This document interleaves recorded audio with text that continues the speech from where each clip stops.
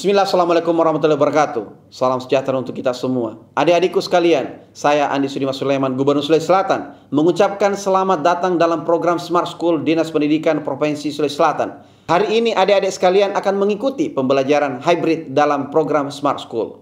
Aplikasi Smart School adalah sebuah pendekatan dengan tetap mengedepankan sebuah pendidikan dengan digital approaching, untuk kemudian mengedepankan kualitas dan mutu pendidikan yang diterima siswa secara seragam di seluruh wilayah Sulawesi Selatan, termasuk di pelosok-pelosok. Program ini bukan hanya memberikan kepada adik-adik sekalian pengalaman belajar yang baru, namun juga memberikan fasilitas kebutuhan dengan fitur bermanfaat seperti rekaman video pembelajaran yang dapat diulang, trik-trik penyelesaian soal, ujian-ujian, serta sarana konsultasi pembelajaran dari guru-guru terbaik di Sulawesi Selatan. Sering-sering mengakses aplikasi Smart School melalui gawai yang adik-adik sekalian miliki di setiap kesempatan yang dimiliki. Untuk seluruh adik-adikku sekalian yang saya cintai, saya banggakan, selamat belajar dan semoga ilmu yang didapatkan bermanfaat untuk menambah pengetahuan pendidikan adik-adik sekalian. Salam kita pada salama. Assalamualaikum warahmatullahi wabarakatuh. Salam sejahtera untuk kita semua.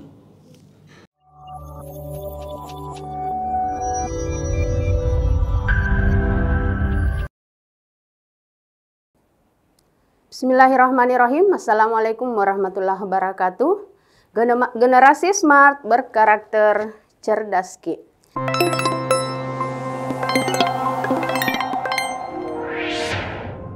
Bagaimana kabarnya Ananda smart semuanya, Ananda yang hebat semua yang ada di sekolah saat ini? Semoga sehat selalu bersama dengan Ibu Guru Pendamping. Bersama saya Suhartina dalam pembelajaran mata pelajaran ekonomi akan kita bahas tentang materi pencatatan dalam siklus akuntansi perusahaan jasa. Untuk lebih lengkapnya, marilah kita simak pembahasan selanjutnya. Siklus akuntansi perusahaan jasa. Pada materi sebelumnya kita sudah belajar tentang persamaan dasar akuntansi. Ya. Kemudian materi setelah persamaan dasar akuntansi adalah siklus akuntansi perusahaan jasa, di mana pada materi siklus akuntansi perusahaan jasa ini ada beberapa langkah-langkah yang akan kita lalui. Pada kesempatan kali ini kita akan membahas tentang tahapan pencatatan, yaitu mekanisme debit kredit.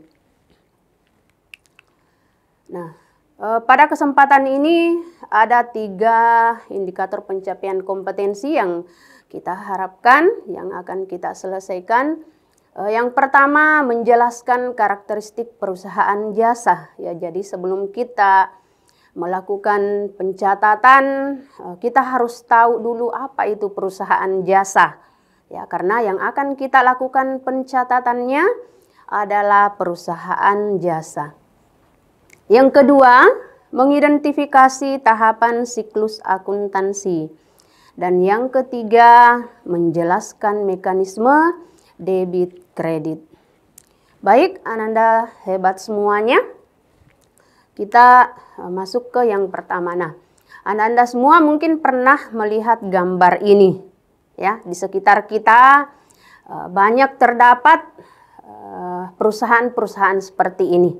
Ya. Di gambar pertama, Ananda semua pasti bisa tebak ya, ini adalah gambar salon ya.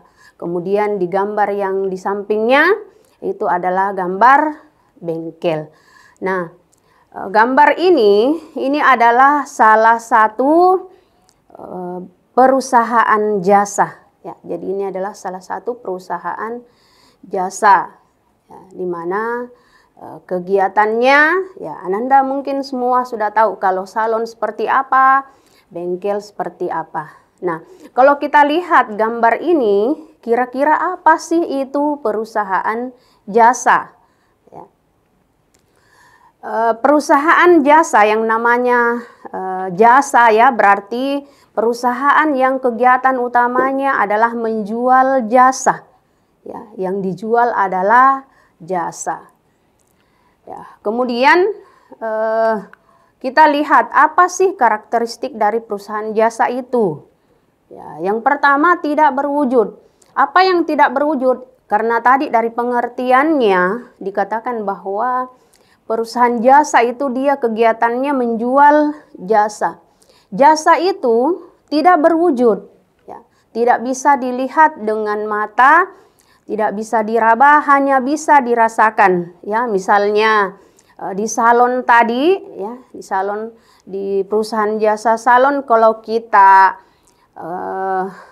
di make up, ya, kita kan tidak bisa melihat bagaimana bentuknya itu, tetapi kita bisa merasakan, oh, seperti inilah hasilnya. Misalnya dipotong rambutnya, ya, dan sebagainya. Kemudian berubah-ubah. Yang dijual itu juga tidak ada standarisasi, tergantung dari selera konsumen. Ya, tidak ada standarnya. Misalnya kalau gunting rambut saya maunya dipotong seperti ini, ya kan, tidak ada standarisasinya bahwa kalau dipotong rambut harus seperti ini, tetapi tergantung dari selera masing-masing konsumen. Kemudian tidak mempunyai persediaan barang dagangan, ya.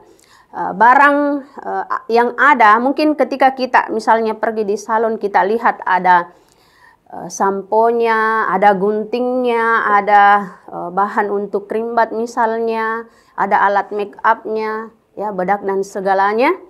Ya, itu bukan persediaan barang, ya, bukan persediaan barang dagangan, tetapi barang itu digunakan untuk menunjang dari jasa yang akan dia berikan kepada kita. Ya, jadi tidak ada persediaan barang dagangannya. Itulah perbedaannya dengan perusahaan jasa. Nah, inilah tahapan dari siklus akuntansi perusahaan jasa. Jadi di dalam siklus akuntansi, baik perusahaan jasa maupun perusahaan dagang, seperti inilah siklusnya, ya. Biasa dikenal dengan istilah accounting cycle. Ya. Nah, ada 3 tahapan yang besar, tetapi ada juga yang biasanya membagi ke dalam 4 tahapan.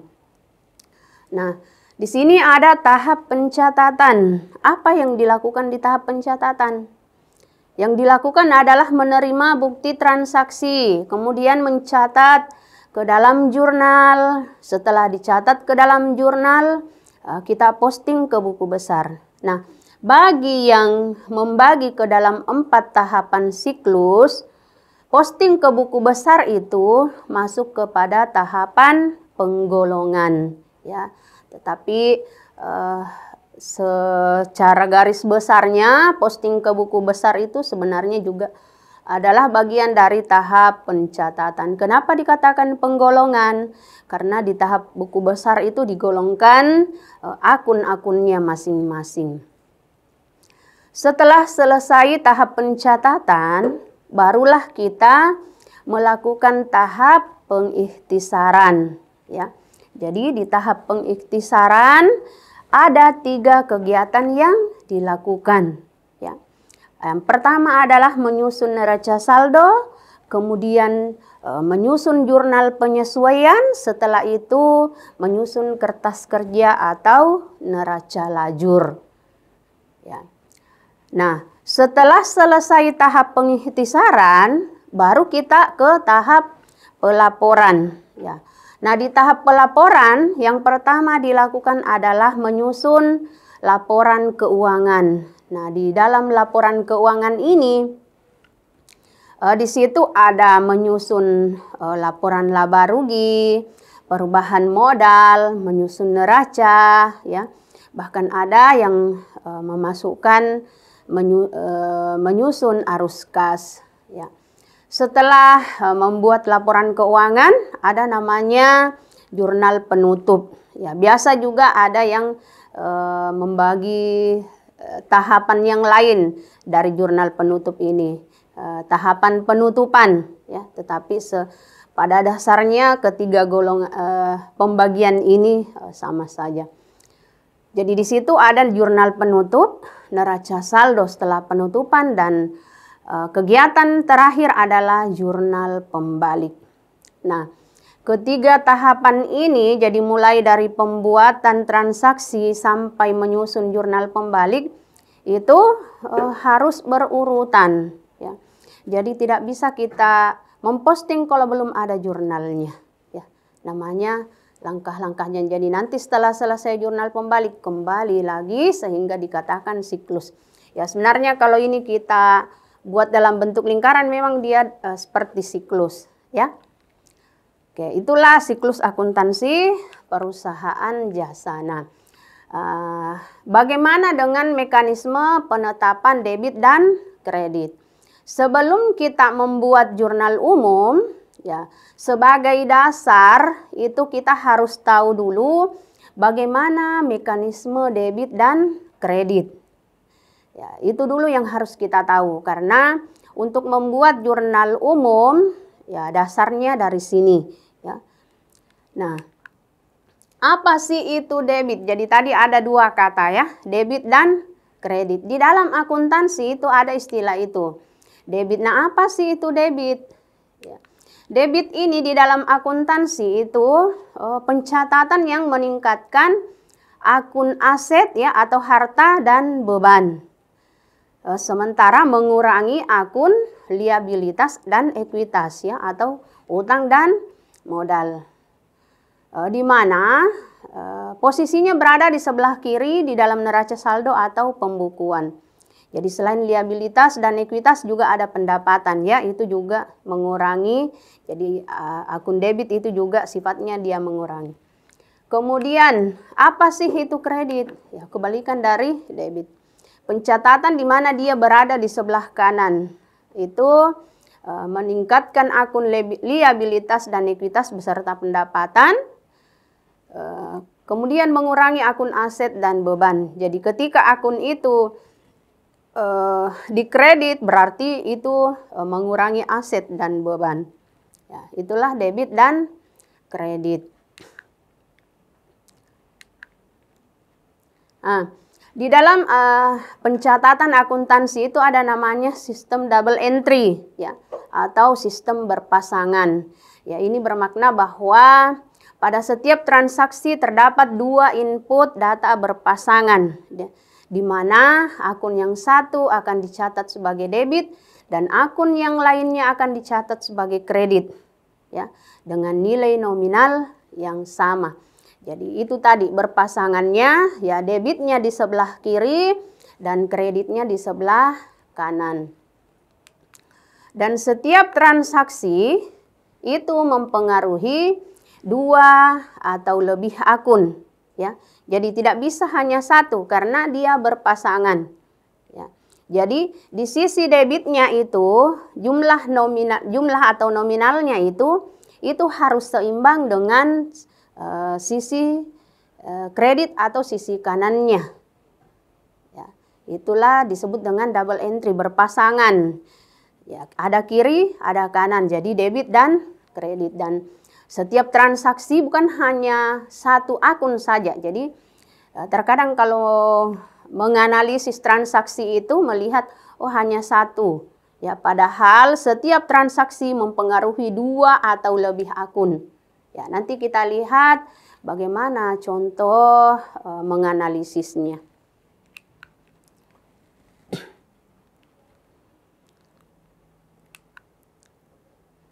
Nah, di dalam persamaan akuntansi juga kita sudah lihat bentuk persamaannya, bentuk matematikanya seperti ini ya. Aset sama dengan liabilitas ditambah ekuitas ya, atau harta sama dengan utang ditambah modal. Nah, aset ini berada di posisi kiri ya, sementara utang dan modal itu berada di posisi kanan. Jadi dia berpasangan sehingga jumlah ini aset di dalam persamaan pun seperti itu ya. Persamaan dasar akuntansi kemarin kita sudah belajar. Aset itu nilai nominalnya, jumlahnya itu harus seimbang dengan yang ada di sebelah kanannya ya. Liabilitas dan ekuitasnya harus seimbang. Kalau misalnya di asetnya itu 100 juta, maka di sisi kanan jumlahnya liabilitas atau ekuitas dan ekuitasnya ya, itu juga harus 100 juta. Itu berpasangan. Nah, kita lihat bagaimana pengaruhnya. Nah, di dalam akuntansi ya, yang menjadi sumber dana adalah ini, modal, kemudian utang atau liabilitas, dan pendapatan. Itu adalah sumber dana. Nah, sumber dana ini itu berada di posisi kanan. Ya, posisi kanan. Kemudian yang menjadi penggunaan dana di sebelah kiri itu adalah asetnya, kemudian beban-beban yang dibayar, kemudian privo juga. Ya.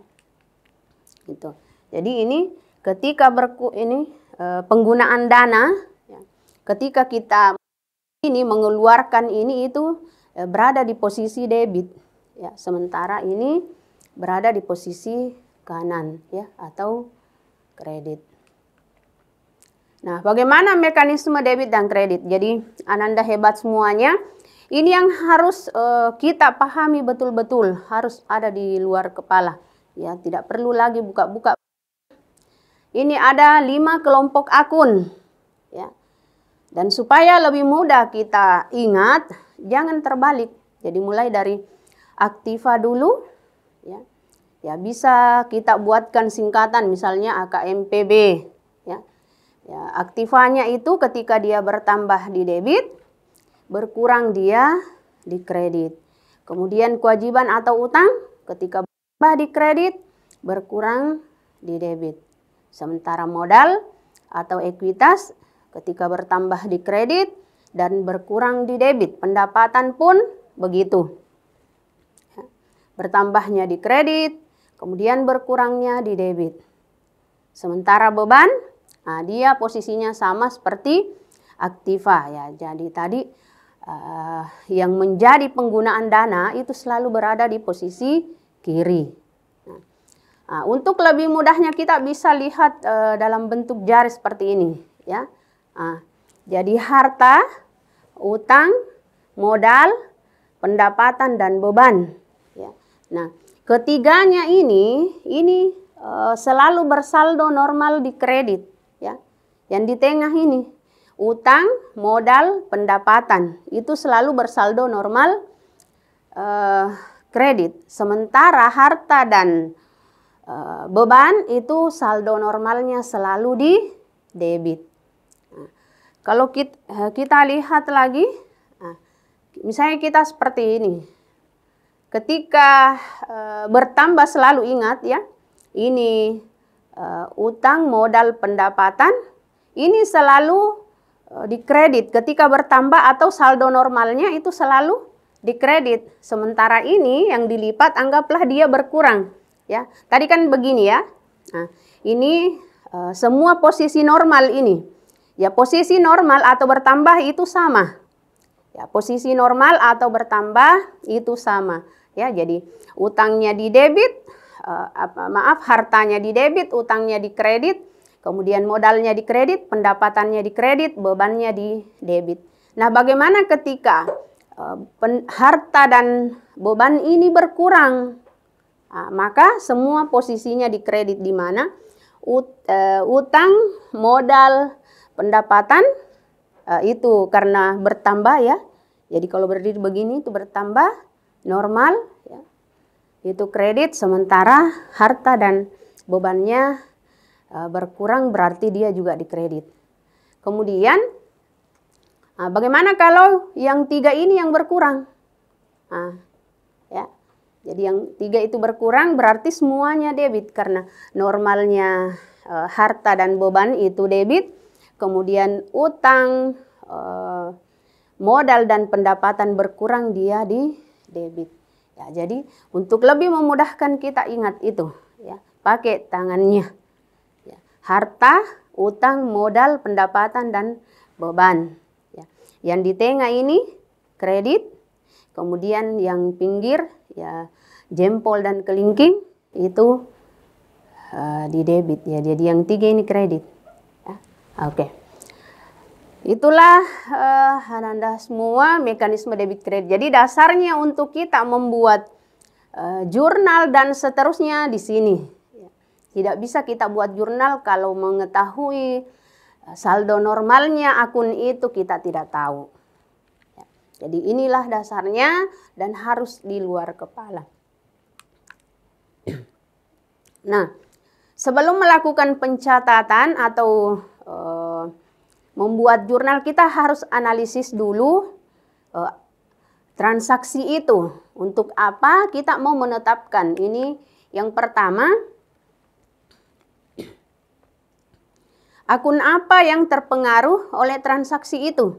Ya, jadi tadi setiap transaksi mempengaruhi 2 atau lebih. Ya, jadi setiap transaksi mempengaruhi 2 atau lebih akun. Nah, jadi untuk kita tujuannya kita menganalisis, kita mau tahu akun apakah yang terpengaruh oleh transaksi tersebut. Kemudian yang kedua, pengaruh transaksi tersebut bertambah atau berkurang. Jadi setelah kita tahu, oh akun ini yang dipengaruhi, nah dia bertambah atau berkurang. Kemudian yang ketiga, penambahan atau pengurangan tersebut apakah di debit atau di kredit. Jadi kuncinya tadi di sini ya.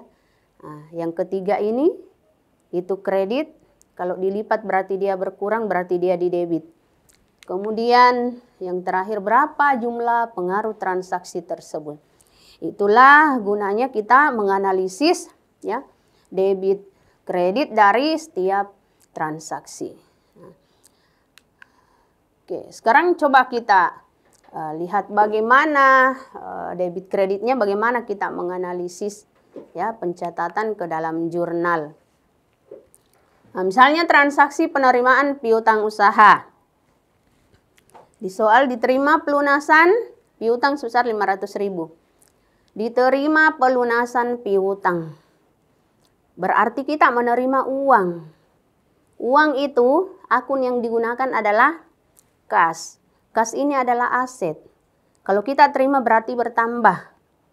Ya, kalau kita terima berarti bertambah.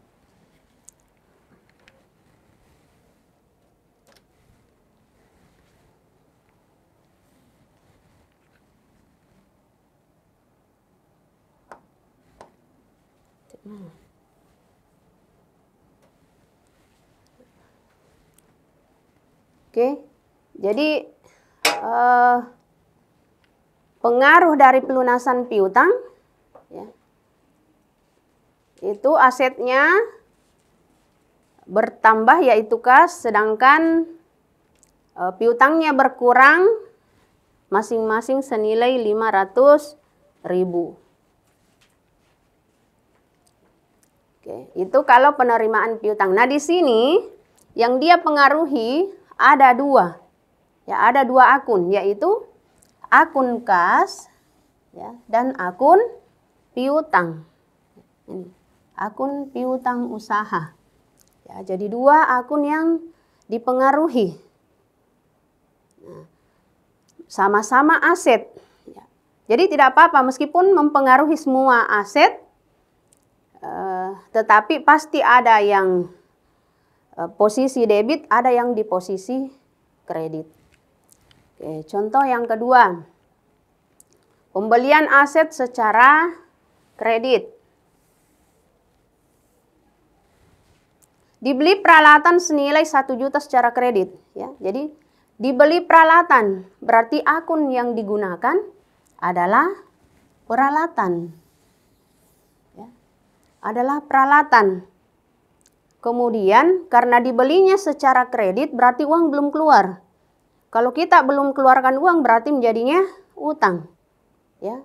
Jadi utangnya ada utang bertambah, kemudian peralatan juga bertambah. Masing-masing 1 juta. Selanjutnya menerima pinjaman dari kreditur, ya. Misalnya menerima pinjaman dari bank. Pinjaman dari bank berarti kita terima uang, ada uang masuk ke perusahaan, berarti ada akun kas, ya, ada akun kas. Ini akun kasnya, kasnya bertambah karena kita terima uang, ada uang masuk di kas di perusahaan. Kemudian utang banknya juga bertambah. Jadi nanti kita lihat di mana letaknya. Ya, kita analisis dulu, dia bertambah apa? Berkurang. Tuh. Selanjutnya, investasi awal pemilik. Ya, misalnya dia baru memulai usahanya, dia menyetorkan modal senilai 2.500.000.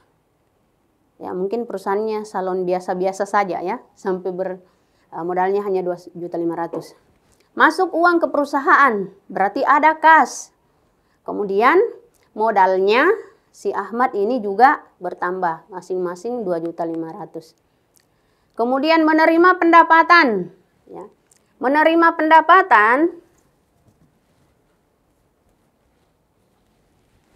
pendapatan usaha, berarti ada juga uang masuk di kas perusahaan. Berarti kasnya bertambah, pendapatannya juga bertambah. Selanjutnya pembayaran beban usaha. Jadi beban ini banyak ya. Beban. Nah, karena di sini yang dibayar adalah gaji pegawai, berarti di situ adalah beban gaji.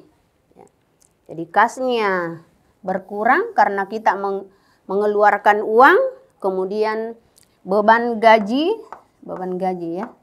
Beban gajinya bertambah masing-masing senilai 5 juta.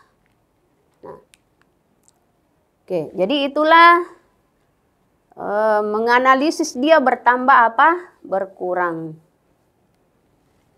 Nah, bagaimana kalau kita analisis bertambah berkurang, kemudian di mana letaknya? Ya, lihat. Misalnya transaksinya seperti ini. Pada tanggal 4 Maret diterima setoran modal dari Tuan Fadlan sebesar 50 juta. Ya. Nah, di sini ada kolom tanggal, akun terkait, artinya akun apa yang dipengaruhi, kolom bertambah berkurang, kemudian apakah di debit atau di kredit, jumlahnya berapa.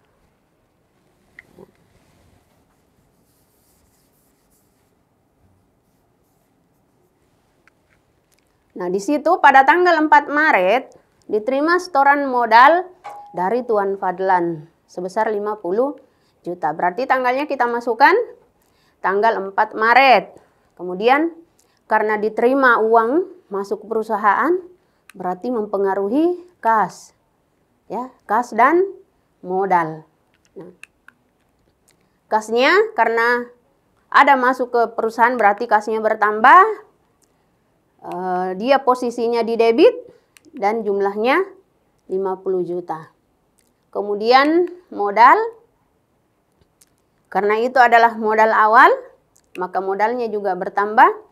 Modal kalau bertambah posisinya di kredit dan jumlahnya 50 juta. Ya. Selanjutnya, pada tanggal 6 Maret dibayar sewa ruko bulan Maret secara tunai kepada Tuan Mikala sebesar 3 juta. Jadi tanggalnya tanggal 6 yang dipengaruhi adalah kas dan beban sewa. Ya. Karena kita membayar berarti mengeluarkan uang. Mengeluarkan uang berarti kasnya berkurang. Ya. Di sini ada kas berkurang, posisinya di kredit, jumlahnya 300.000. Kemudian beban sewanya, ya karena ini yang dibayar, dia bertambah, posisinya di debit dan jumlahnya juga 300.000. Selanjutnya, tanggal 9 Maret, jadi tanggalnya, ya, posisi di ini, tanggal 9 Maret, yang dipengaruhi adalah akun kas, ya, akun kas, kemudian peralatan. Jadi kasnya karena kita membelinya tunai, dibayar pembelian tunai peralatan kantor sebesar 1.500.000 dari harga 6.500.000. Ya. Jadi yang baru dibayar 1.500.000. Jadi kasnya berkurang 1.500.000, posisinya di kredit jumlahnya 1.500.000. Kemudian peralatannya bertambah 6.500.000, posisinya di debit. Ya. Selanjutnya dari 6.500.000 harga peralatan berarti ada 4 juta yang belum dibayar 4 juta, 5 juta ya. Jadi utang usahanya bertambah, posisi di kredit sebesar 5 juta. Ya, seperti inilah proses menganalisis transaksi untuk mekanisme debit kredit. Jadi kuncinya di awal tadi, bagaimana menentukan posisi dari masing-masing akun. Baik, Ananda semua, itulah materi yang sempat saya sampaikan. Sebelum kita akhiri, mari kita berlatih dengan beberapa soal-soal pilihan ganda berikut, ya. Atau mungkin ada yang mau bertanya sebelum kita berlatih soal, silahkan.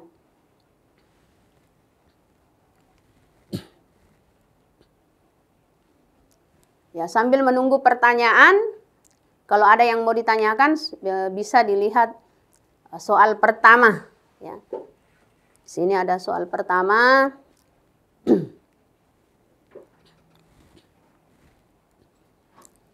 Tuan Alexander pada tanggal 8 Juni membeli sebidang tanah untuk lokasi usahanya dengan membayar tunai 100 juta dan sisanya 50 juta. Akan dilunasi dalam waktu 3 bulan. Ya.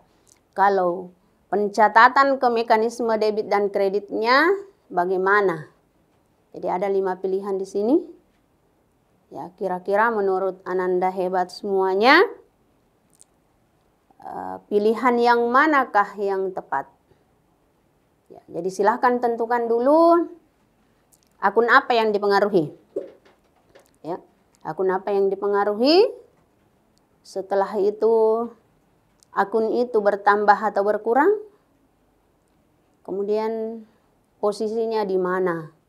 Ya, posisinya di mana? Apakah dia di debit ataukah di kredit? Silakan Ananda hebat semua yang mau menjawab. Boleh raise hand, atau mungkin mau catat di chat, silahkan. Mau menulis jawabannya di chat, boleh.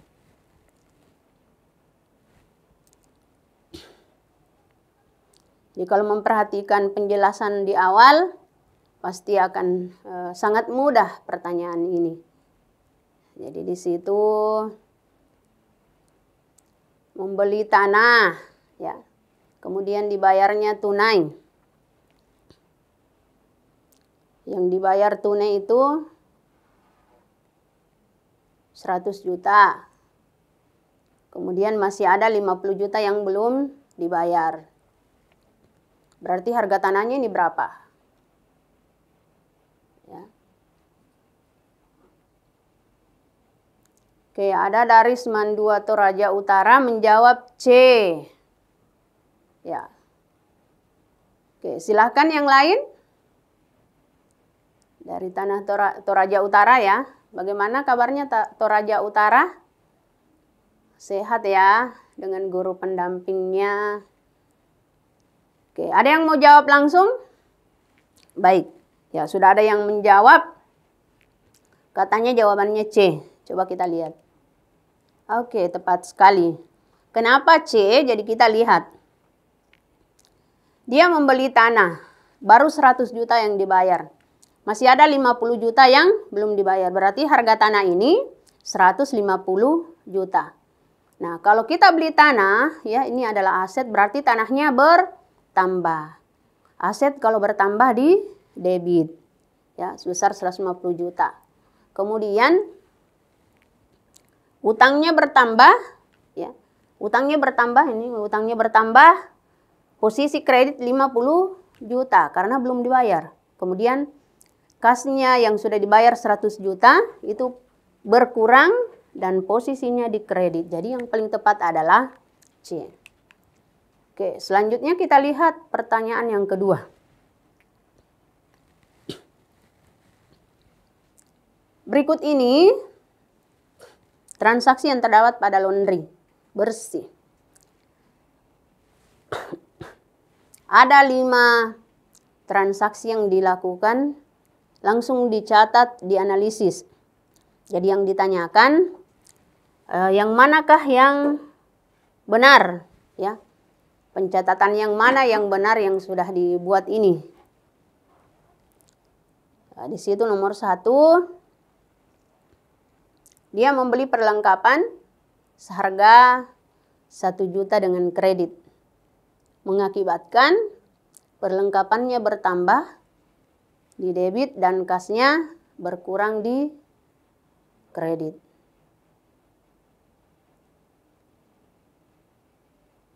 Kemudian yang kedua, dibeli perlengkapan seharga 3 juta, dibayar 1 juta dari toko kelabu, mengakibatkan peralatan di debit dan kas di kredit, utang di kredit. Yang ketiga, diselesaikan pekerjaan milik keluarga Suherman seharga 1.200.000. Diterima tunai, berarti itu menimbulkan pendapatan di kredit dan kas di debit. Ya, apakah itu pernyataannya benar? Kemudian nomor 4, diterima cek bank atas pekerjaan yang minggu lalu, mengakibatkan kasnya di debit dan piutangnya di kredit. Kemudian yang kelima, dibayar sisa utang kepada toko kelabu, menimbulkan utang di debit dan kas di kredit. Yang manakah pencatatan yang benar?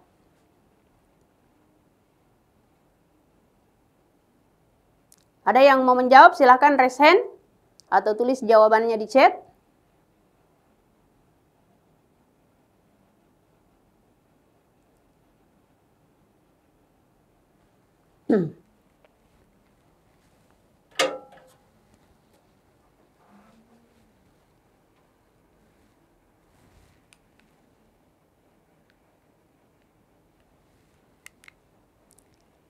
Oke, di situ ada yang mau menjawab?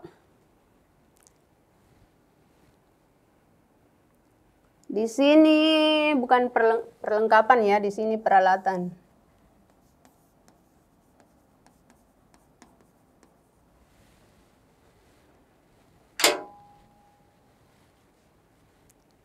Oke. Silakan kalau ada yang mau menjawab. Silakan raise hand. Jadi yang pertama tadi itu dibeli perlengkapan 1 juta dengan kredit.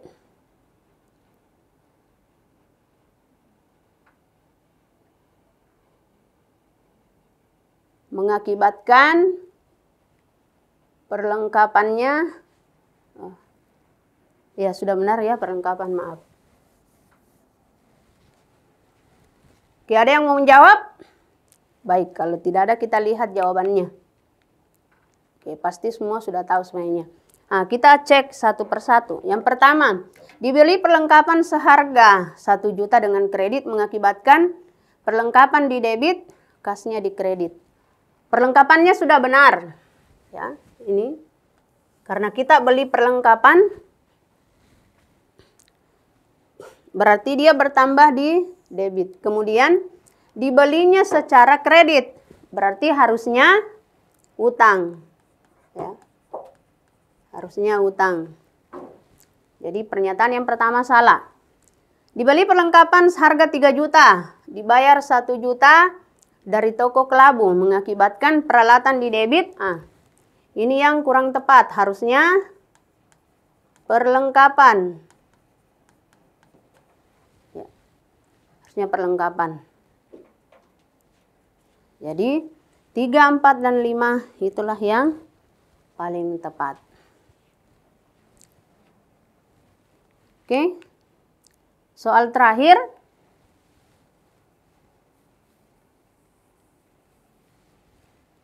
Pada tanggal 1 Juni 2020, perusahaan melakukan pembayaran biaya asuransi kesehatan senilai 15 juta untuk 1 tahun ke depan. Analisis pencatatan yang dilakukan, jadi ini jawabannya sudah ada, tinggal kita mau lihat catatannya itu benar apa salah. Analisis pencatatan yang dilakukan oleh perusahaan adalah beban asuransi bertambah di debit dan kasnya berkurang di kredit masing-masing 15 juta. Ya. Nah, yang dilakukan oleh perusahaan tersebut adalah apakah salah? Ya, yang pertama itu salah karena seharusnya dicatat asuransi dibayar di muka. Kemudian B salah karena seharusnya dicatat asuransi yang masih harus dibayar. Kemudian C benar karena memang boleh dicatat sebagai beban atau aset. Dan D benar karena hal itu memang sudah menjadi beban bagi perusahaan. Dan E bisa benar atau salah tergantung dari kebijakan perusahaan. Nah, kira-kira yang manakah yang paling tepat? Ya, jawabannya ini bisa semua benar. Tetapi ada yang paling tepat. Silahkan yang mau menjawab.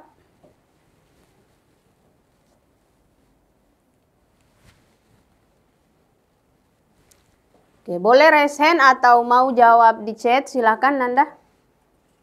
Jadi di sini pencatatannya sudah ini ya. Catatan dia menyediakan catatan. Nah, kita mau analisis catatan yang dibuat ini apakah sudah tepat. Ya. Jadi dia membuat ini beban asuransi bertambah di debit. Kemudian kasnya berkurang di kredit. Jumlahnya masing-masing 15 juta. Ya, jadi dia buatnya seperti itu. Apakah yang dilakukan ini benar? Oke, kita lihat yang pertama, salah karena seharusnya dicatat asuransi dibayar di muka. Nah, kita lihat. Biaya asuransi kesehatan senilai 15 juta untuk 1 tahun ke depan. Berarti belum dirasakan manfaatnya. Ya. Nah, boleh juga dicatat seperti itu, tetapi belum tentu itu salah. Belum tentu pencatatan ini salah. Ya, belum tentu pencatatan ini salah. Berarti ini tidak tepat. Kemudian salah karena seharusnya dicatat asuransi yang masih harus dibayar. Ini sudah memang salah akunnya, bukan asuransi yang masih harus dibayar. Ya. Kemudian benar karena memang boleh dicatat sebagai beban atau aset. Ya boleh dicatat memang sebagai beban asuransi atau asuransi dibayar di muka. Ya, tetapi kita lihat apakah ada yang paling tepat ini boleh ya. Kan memang boleh dicatat sebagai beban, bisa juga dicatat sebagai aset. Kemudian benar karena hal itu memang sudah menjadi beban bagi perusahaan ya. Ini belum menjadi beban karena belum kita rasakan manfaatnya, masih 1 tahun ke depan ya. Berarti antara C dan E. Nah, yang E ini bisa benar atau salah tergantung kebijakan perusahaan. Inilah yang paling tepat. Kenapa ini yang paling tepat? Karena ya di dalam akuntansi itu ada 2 sistem pencatatan ya. Ada namanya accrual basic dan ada namanya cash basic. Nah, tergantung perusahaan menggunakan yang mana. Kalau dia menggunakan accrual basic berarti dia sudah melakukan pencatatan sebelum menerima uangnya. Ya, jadi bisa diakui sebagai asuransi dibayar di muka. Ya, tetapi kalau menggunakan cash basic, maka dia menggunakan beban asuransi. Ya, seperti itu. Baik, Ananda semua, soal yang ketiga ini menjadi penutup.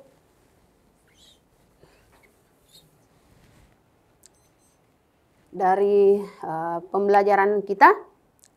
Ya, nih jawabannya yang paling tepat adalah bisa benar atau salah tergantung dari kebijakan perusahaan. Apakah dia menggunakan accrual basic atau cash basic. Itulah materi kita hari ini. Semoga bermanfaat. Jadi Ananda semua jangan pernah patah semangat untuk selalu berlatih, selalu belajar. Ya, namun di sini ada quote dari Umar bin Khattab mengatakan jangan terlalu keras dengan dirimu karena hasil akhir dari semua urusan di dunia ini sudah ditetapkan oleh Allah. Jika sesuatu ditakdirkan untuk menjauh darimu, maka ia tak akan pernah mendatangimu. Namun jika ia ditakdirkan bersamamu, maka kau tak akan bisa lari darinya. Jadi jangan pernah berputus asa, selalu semangat memotivasi diri sendiri. Oke, sekian dari saya. Terima kasih. Mohon maaf jika banyak kekurangan. Wabillahi taufiq wal hidayah. Assalamualaikum warahmatullahi wabarakatuh.